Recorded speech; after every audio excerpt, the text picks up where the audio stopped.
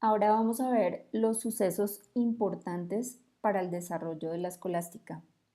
El primer suceso importante fue la Inquisición y el surgimiento de los burgos.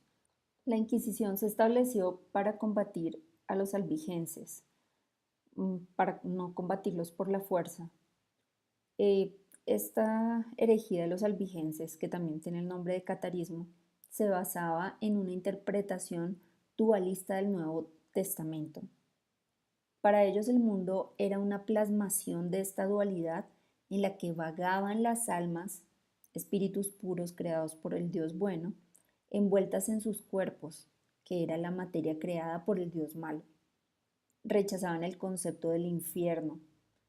Ellos pensaban que las almas debían purificarse a través de sucesivas reencarnaciones hasta alcanzar un grado de autoconocimiento que les llevaría a la visión de la divinidad, escapando del mundo material al paraíso inmaterial. Para llegar a este estado predicaban una vida ascética y contemplativa.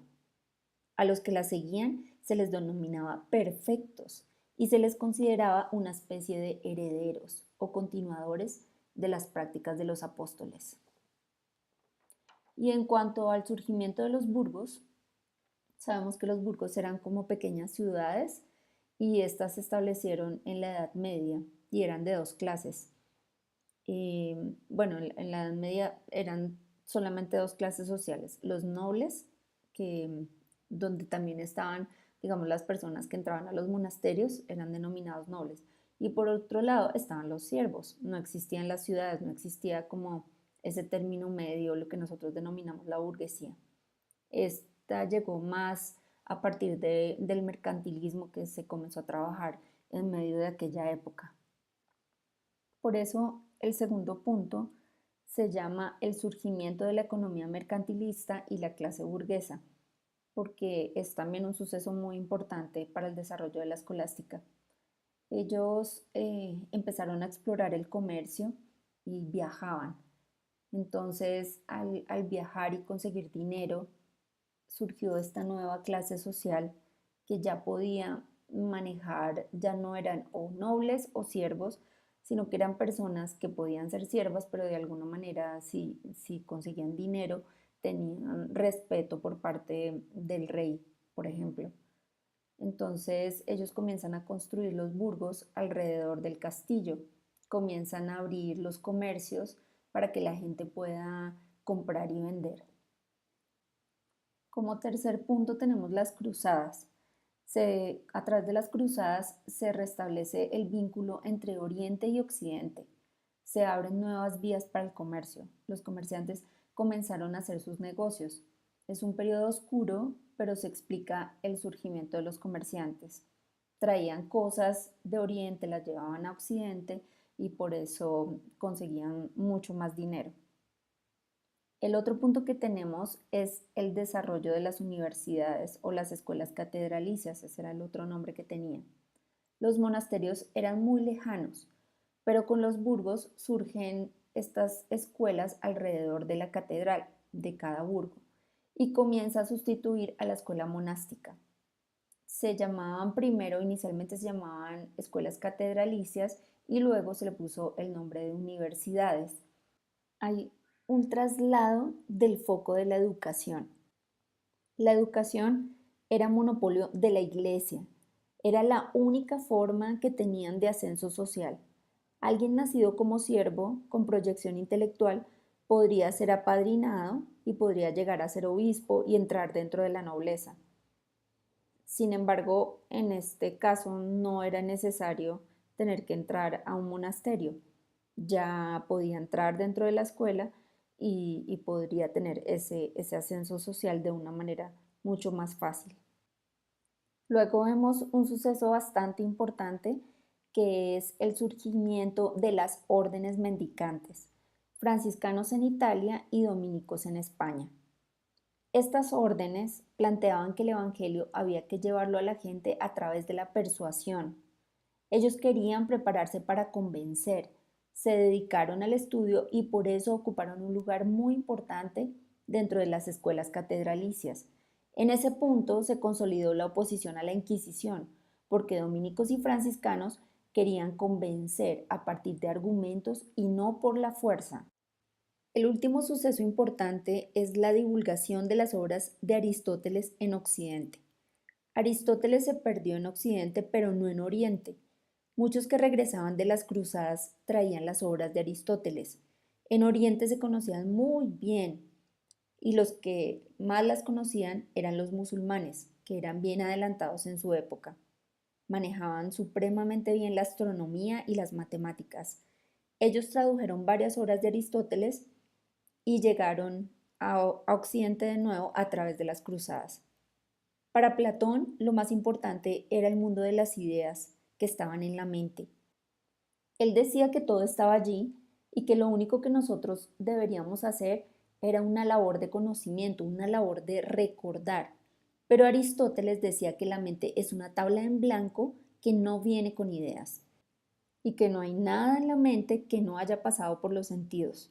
Aristóteles llegó a la Europa medieval acompañado de una multitud de obras de filósofos árabes y judíos, entre los cuales los más destacados son el gran Maimónides por parte de los judíos y el no menos importante Averroes por parte de los árabes.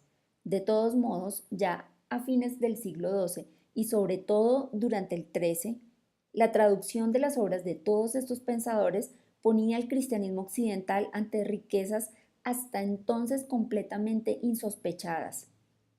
Muchas de estas obras estimulaban el estudio de ciencias naturales como la astronomía, la medicina, la óptica, todas estas en las que el mundo árabe heredero de la antigüedad griega estaba mucho más avanzado que nosotros, los cristianos. Al venir buena parte de esa ciencia, unida a una filosofía distinta, surgieron tres posiciones básicas en el campo de la teología. En primer lugar, hubo teólogos que sin abandonar la filosofía tradicional, es decir, la de Platón, incorporaron a su pensamiento algunos elementos de origen aristotélico, como por ejemplo San Buenaventura. En segundo lugar, hubo teólogos que asumieron la monumental tarea de asimilar a Aristóteles y sin abandonar muchos elementos del agustinismo tradicional. Ellos querían producir una síntesis coherente. Esto lo trataron de hacer Alberto Magno y Tomás de Aquino. También surgió un grupo de maestros que reclamaban para la filosofía una libertad completa de los requisitos de la ortodoxia. Alberto Magno, que está dentro de los dominicos, tiene a su discípulo Tomás de Aquino. Tomás logra la difícil tarea de sintetizar a Platón y Aristóteles. Él los interpreta en el marco de la teología cristiana y se inventa algo muy increíble que es lo que nosotros llamamos el tomismo, una filosofía entre Platón y Aristóteles. Tomás de Aquino fue el más grande teólogo de la escolástica. Tiene la misma estatura de Agustín. Decía que en cuanto a la utilización de la analogía para referirse a Dios, este uso estaba o está justificado, ya que es imposible, mediante los poderes naturales del entendimiento, conocer a Dios en su esencia. Esta forma de predicación, basada en una semejanza, pero sin llegar a la identidad de lo unívoco, es lo que se llama analogía. La analogía es la base de nuestras expresiones acerca de Dios. Es imposible decir cosa alguna de Dios y de las criaturas en un sentido único. En lo referente a su epistemología, la postura de Santo Tomás consiste en explicar el conocimiento como un proceso por el que a partir de los sentidos el ser humano llega al conocimiento de las esencias. Tomás también recurre al término iluminación, y este es un acto por el cual la mente humana descubre lo que hay de esencial en un objeto, así como la luz descubre los colores que ya están en las cosas. Finalmente, los teólogos más destacados de la escolástica medieval son los franciscanos, los agustinianos y los platónicos. Los franciscanos no acogieron a Aristóteles. Y por último, vemos que San Buenaventura también contribuyó a darle a la escolástica su perfil definitivo.